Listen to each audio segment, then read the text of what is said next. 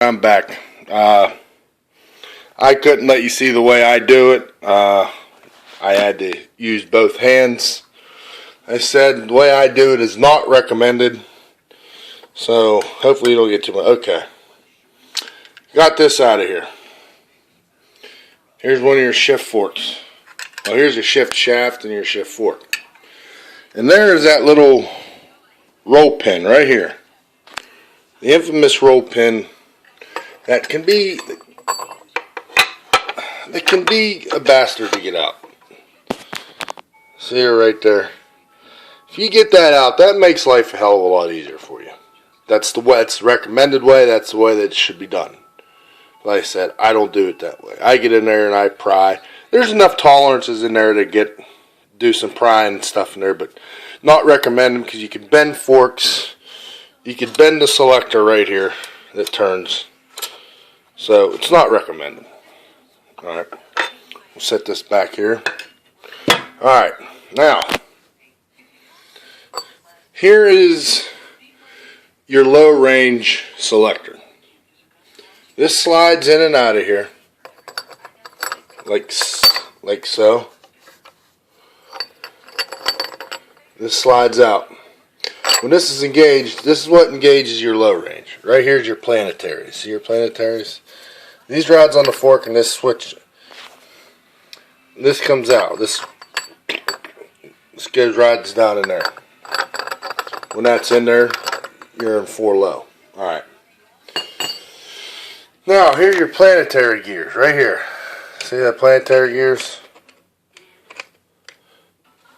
Right there you go.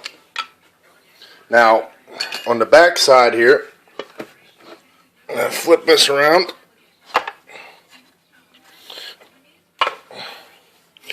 So you can see right here, there is your input. Goes into the back of your transmission. Alright. See if I can find a part here. Right here you go. Alright. Here's a collar right here that has that. That's basically just a collar to hold your seal. There's 4 bolts right here that bolt in. And then when you go to take that out, that'll be glued on there too. And there's your little, where you want to stick your screwdriver, little pry bar in there on there. Alright. And there's another one on there. So this is basically, like I said, a seal. This seals everything in there. It really don't do much but other than seal. It's still needed. Alright, you get that off. You set that to the side. And once again, come back to one of these pesky rings right here. This ring, as you can see, there's a little indent in here right against the face of this bearing on the shaft that this ring goes in. It goes right in there. So, remember, you need a special pair of pliers for these. You see these are heavier, these are under heavier force, and your snap ring pliers aren't going to handle getting these out. They're probably going to break. There's a special set of pliers for them called lock ring pliers. You can get them at Sears. You can get them online anywhere. I got mine at Sears. Sears, they have a good brand.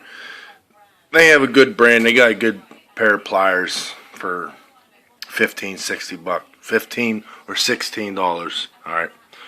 Alright. There's your output.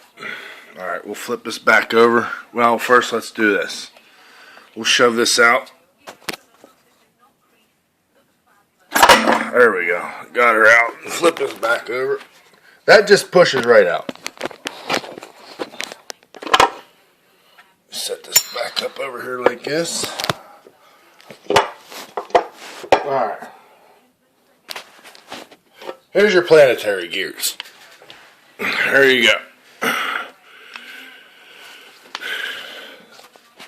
There's your planetary gears. And here is your output shaft that goes into your transmission. Alright.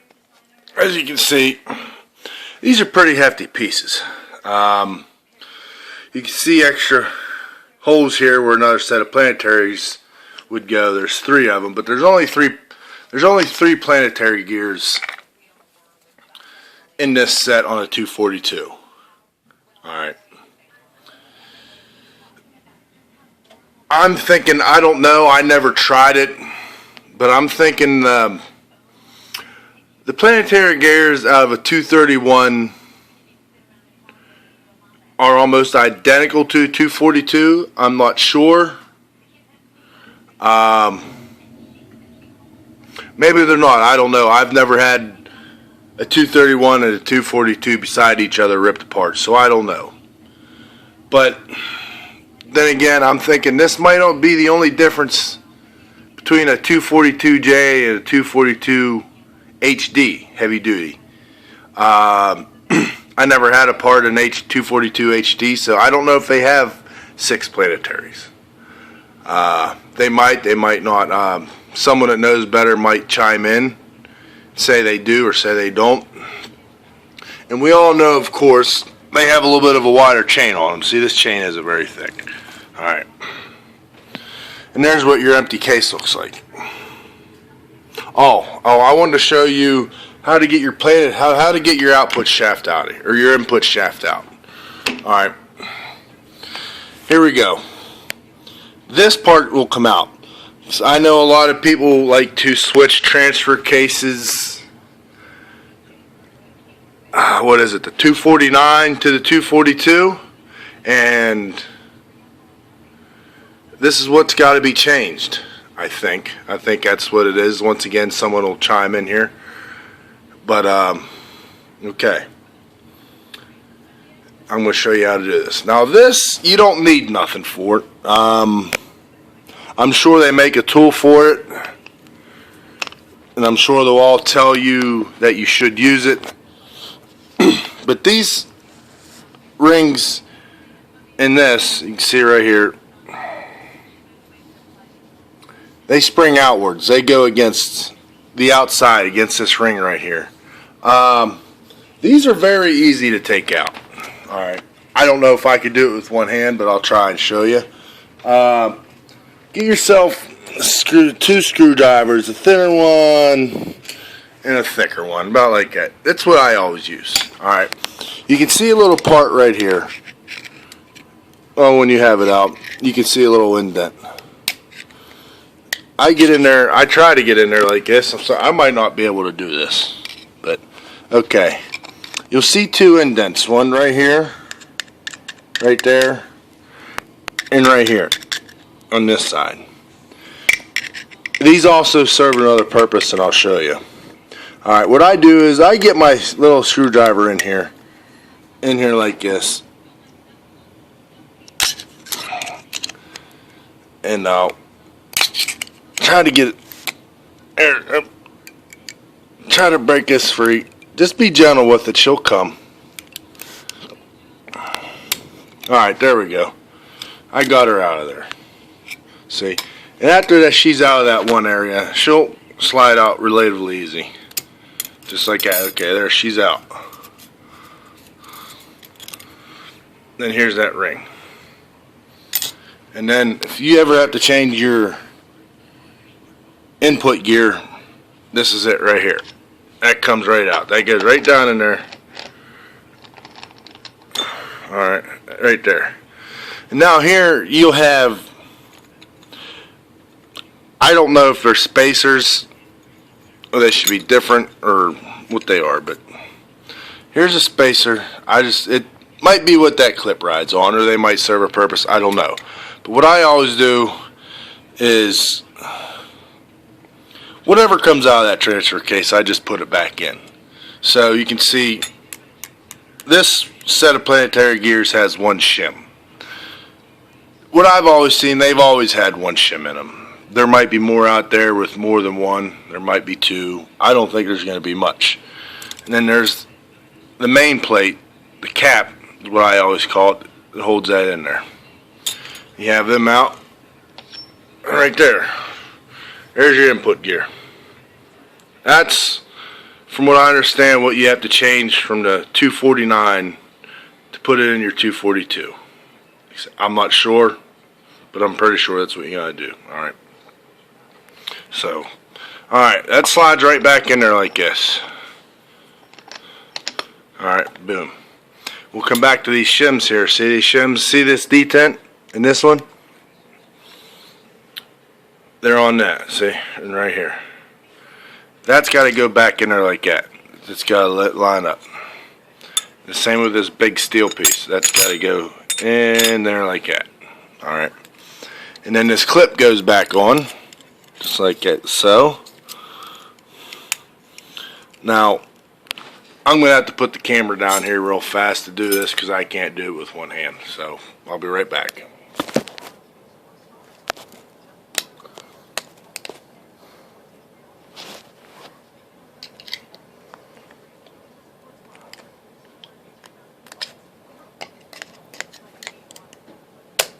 Okay. I got her back in there. Alright. I'm back. Let's set this back over here. Alright. Alright, now, okay, that's everything. Right here, you got an empty case. Here's that detent I was telling you about earlier. See how this spins? And this is this tells you what range you're in right here.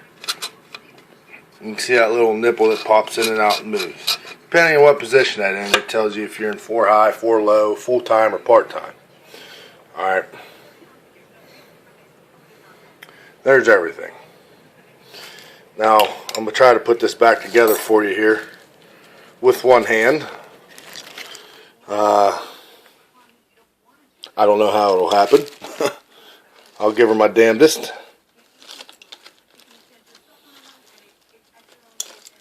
Okay, there we go. Alright, we're going to start with this. We're just going to do it just the way we did everything else.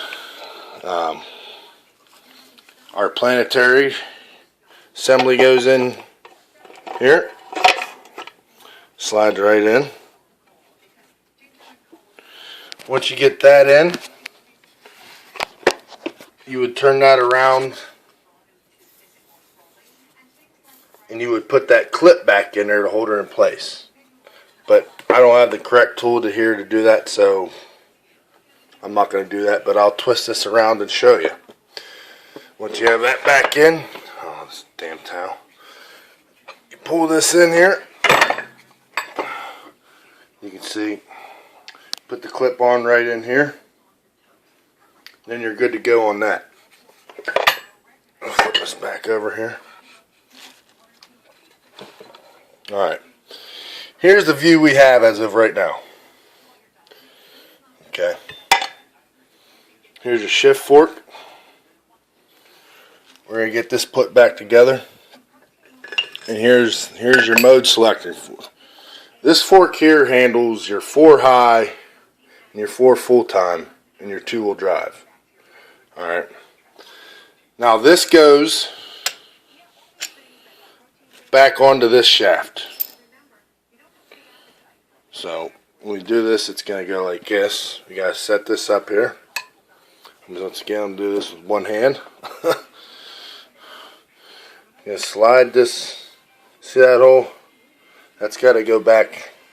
Oh yeah, be careful. Don't, unless you have to change a fork, I definitely would not recommend taking any of these springs apart. Because I'm sure they have some kind of spring compressing tool that they use. I don't have one. I never took them apart, never had to.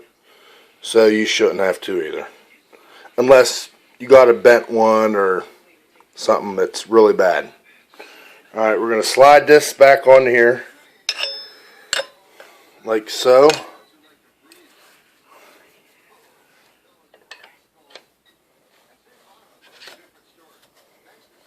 There you go. Now,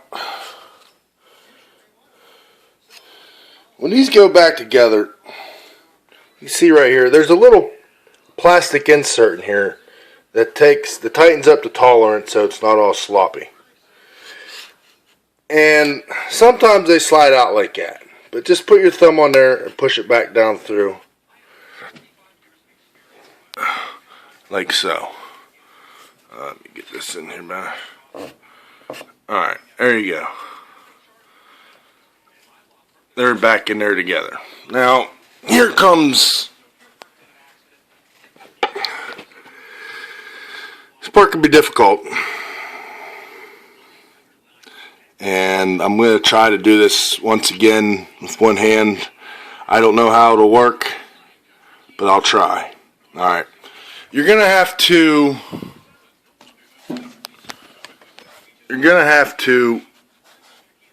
kind of separate these a little bit here. Pull these apart like that. And then you're going to get your other shift collar. This one right here. This is your four-wheel drive low, like I told you before, shift pattern or shift collar. Alright. You can't get these mixed up. It's impossible because your low range and your mode selector are completely two different sizes, as you can see. Here's your low. It's a hell of a lot bigger, more round, so you can't get them messed up. You can't get them in the wrong places. It won't let you. So if you have that small one in there or the big one on top, you're wrong. Okay. Alright, and here's your mode selector collar right here. You can see, there's the difference. Hell of a lot smaller. Alright, we'll set this back to the side over here. And here's these plastic clips, or these shoes that they ride on, right here. Alright. There they are. Now see, when I ripped this one apart, I was having shifting problems. And I can show you why. See, this one broke. This one was on my low range selector. It snapped off. It's supposed to look more like this. You get two of them here together. See, that one's broke and this one's not. So that gave me a problem. And the other side's about half part to break off too. So you see this, you need new ones. Alright. So let's get back to the shift fork. It's a pain in the butt, but we're going to show you how to. Alright, now the shift fork, all the small pads are the same, but there's two differences between the mode select fork and a low range fork. Alright, the low range fork has one bigger pad than the other one. Alright, here's one of the shoes for the low range. You see, this one's a hell of a lot bigger than this one. See, this one's smaller. Alright. That's another thing you can't screw up. That, if you ever get lost, you can see the forks are actually smaller for the mode selector 2 than the low range. The low range one's a hell of a lot bigger. Alright. Alright, so there's that. Okay. These go on here like this. Slide this out of the way here for you. The big one goes on here like so. Alright. Then the two little ones, they go on this side. Like so. And the other one goes on there like that. So there's that one. Alright. And then you take this one, and it's got to face down. Alright, like this. So when you put it on here, it's got to look like so. Just like that. There you go. Just like that. Alright. I'm going to pull this back over here like this. And then I'm going to attempt to get this back in here with one hand. And that goes in here. Remember, this goes down. So this is the picture you want to see, just like this. There we go. I don't know if I'm up. Get this slid down here. The other way here a little bit. Get this back out of here. Oh, you bastard. Alright, get this detent down here. like so. Alright. Before I should have said this, before you rip it out, it's always better for it to be in a four-wheel drive mode. So, alright, you can see these little detents right here. Each one of these are positioned. There's 4 positions. 1, 2, 3, 4. This is your two-wheel drive position. This is your 4 part-time. This one's your 4 full-time. And this one's your 4 low. So, there's 4 positions. Alright. Alright. I'm going to once again try to get this son of a bitch in here with one hand. I might have to set you down. I might have to set this down to get her done, but I'm sorry.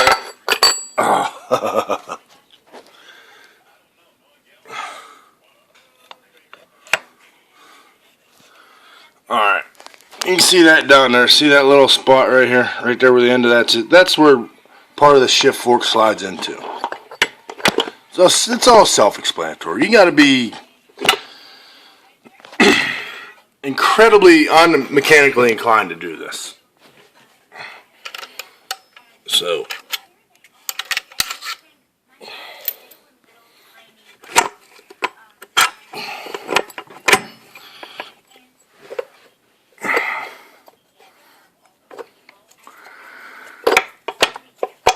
oh wow, look at that, I got her.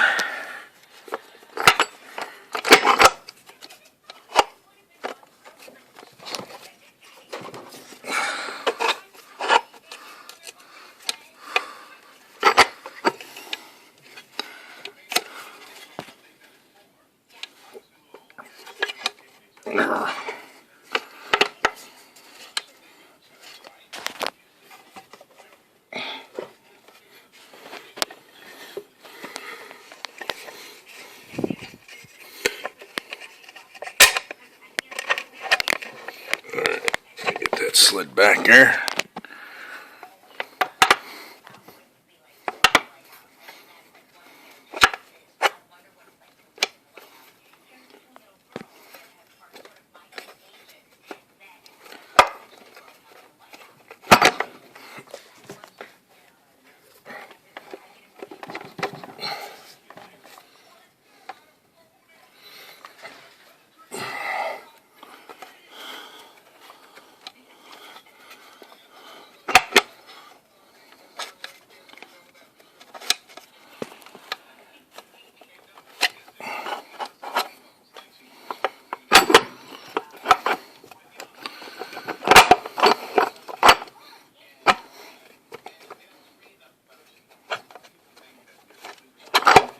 Alright, I'm going to have to set you down here. Hold on.